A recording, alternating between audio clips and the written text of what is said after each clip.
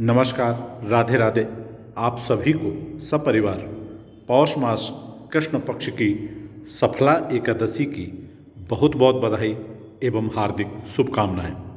आज के इस वीडियो में पौष मास कृष्ण पक्ष की सफला एकादशी की पौराणिक कथा एवं इसके महात्म का श्रवण करेंगे। यदि आप चैनल पर नए हैं तो चैनल को सब्सक्राइब जरूर कर लीजिए ताकि आप तक ऐसे आध्यात्मिक और सकारात्मक वीडियोस पहुंच सकें। आइए अब हम सब भगवान श्री हरि विष्णु के चरणों में अपना ध्यान लगाकर सफला एकादशी की सर्वाधिक सुनी और पढ़ी जाने वाली इस पौराणिक कथा और इसके महात्म का श्रवण करते हैं। युधिष्ठिर ने पूछा, स्वामिन, पौष मास के कृष्ण पक्ष में जो एकादशी होती है उसका क्या नाम है, उसकी क्या विधि है तथा उसमें किस देवता की पूजा की जाती है, यह बताइए।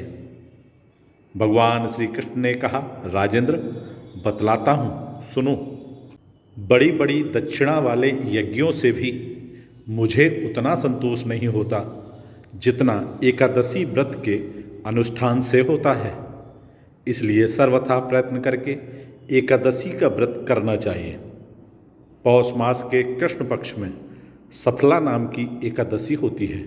उस दिन पूर्वोक्त विधान से ही विधि पूर्वक भगवान नारायण की पूजा करनी चाहिए। एकादशी कल्याण करने वाली है, अतः इसका व्रत अवश्य करना उचित है। जैसे नागों में शेषनाग, पक्षियों में गरुड़, देवताओं में भगवान श्री हरि विष्णु तथा मनुष्यों में ब्राह्मण श्रेष्ठ है, उसी प्रकार संपूर्ण व्रतों में एकादशी तिथि का व्रत श्रेष्ठ है। राजन, सफला एकादशी को नाम मंत्रों का उच्चारण करके फलों के द्वारा श्री हरि का पूजन करें। नारियल के फल, सुपारी, बिजौरा, नींबू, जमीरा नींबू, अनार, सुंदर आंवला, लौंग, बेर तथा विशेषतः आम के फलों से देव देवेश्वर श्री हरि की पूजा करनी चाहिए। इसी प्रकार धूप दीप से भी भगवान की अर्चना करें। सफला एकादशी को विशेष रूप से दीपदान करने का विधान है। रात को वैष्णव पुरुषों के साथ जागरण करना चाहिए। जागरण करने वाले को जिस फल की प्राप्ति होती है वह हजारों वर्ष तपस्या करने से भी नहीं मिलता।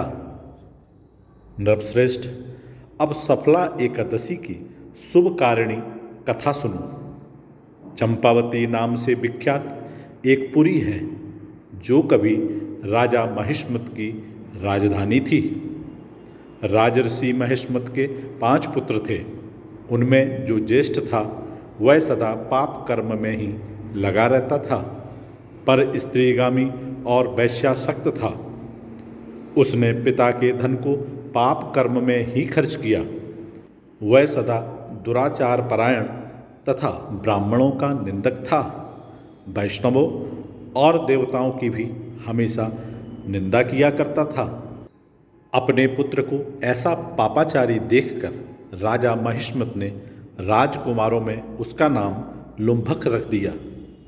फिर पिता और भाइयों ने मिलकर उसे राज्य से बाहर निकाल दिया।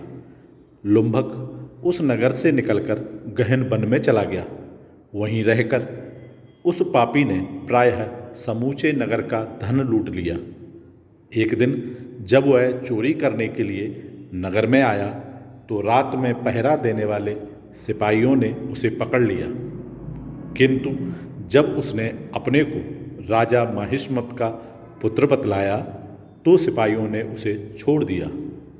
फिर वह पापी वन में लौट आया और प्रतिदिन मांस तथा वृक्षों के फल खाकर जीवन निर्वाह करने लगा। उस दुष्ट का विश्राम स्थान पीपल वृक्ष के निकट था। वहाँ बहुत वर्षों का पुराना पीपल का वृक्ष था। उस वन में वह वृक्ष एक महान देवता माना जाता था। पाप बुद्धि लुम्भक वहीं निवास करता था। बहुत दिनों के पश्चात एक दिन किसी संचित पुण्य के प्रभाव से उसके द्वारा एकादशी के व्रत का पालन हो गया। पौष मास में कृष्ण पक्ष की दशमी के दिन पापिष्ठ लुम्भक ने वृक्षों के फल खाए और वस्त्रहीन होने के कारण रात भर जाड़े का कष्ट भोगा। उस समय न तो उसे नींद आई और न आराम ही मिला। वह निष्प्राण सा हो रहा था। सूर्योदय होने पर भी उस पापी को होश नहीं हुआ। सफला एकादशी के दिन भी लुम्भक बेहोश पड़ा रहा। दोपहर होने पर उसे चेतना प्राप्त हुई। फिर इधर उधर दृष्टि डालकर वह आसन से उठा और लंगड़े की भांति पैरों से बार बार लड़खड़ाता हुआ वन के भीतर गया। वह भूख से दुर्बल और पीड़ित हो रहा था। राजन, उस समय लुम्भक बहुत से फल लेकर ज्यों ही विश्राम स्थान पर लौटा त्यों ही सूर्यदेव अस्त हो गए।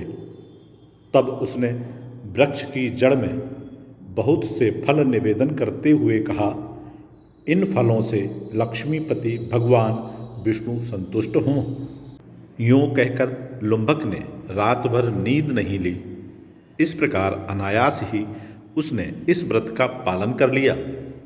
उस समय सहसा आकाशवाणी हुई, राजकुमार, तुम सफला एकादशी के प्रसाद से राज्य और पुत्र प्राप्त करोगे।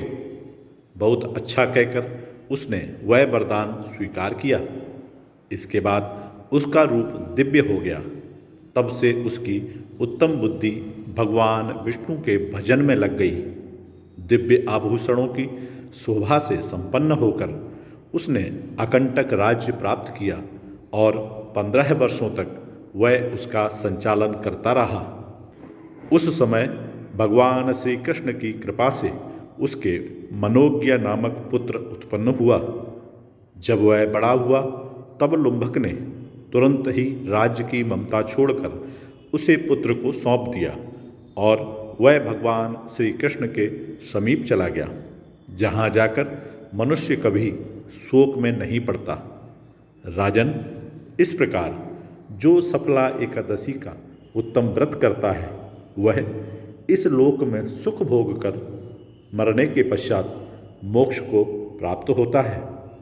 संसार में वे मनुष्य धन्य हैं जो सफला एकादशी के व्रत में लगे रहते हैं। उन्हीं का जन्म सफल है। महाराज, इसकी महिमा को पढ़ने, सुनने तथा उसके अनुसार आचरण करने से मनुष्य राजसूय यज्ञ का फल पाता है। इस प्रकार धर्मराज युधिष्ठिर के पूछने पर भगवान श्री कृष्ण द्वारा सफला एकादशी की पौराणिक कथा और इसके महात्मा का वर्णन किया, जिसका श्रवण आप सभी ने भी किया। हम सब पर परमात्मा की कृपा हमेशा बनी रहे। हम सबके घरों में सुख, समृद्धि, सफलता, संपन्नता और प्रसन्नता का हमेशा वास रहे। आप सबको एक बार पुनः सफला एकादशी की बहुत बहुत बधाई एवं हार्दिक शुभकामनाएं। फिर मिलूँगा एक नए वीडियो में। तब तक आप सभी स्वस्थ रहें, हंसते रहें, मुस्कुराते रहें। जय श्री राधे कृष्ण।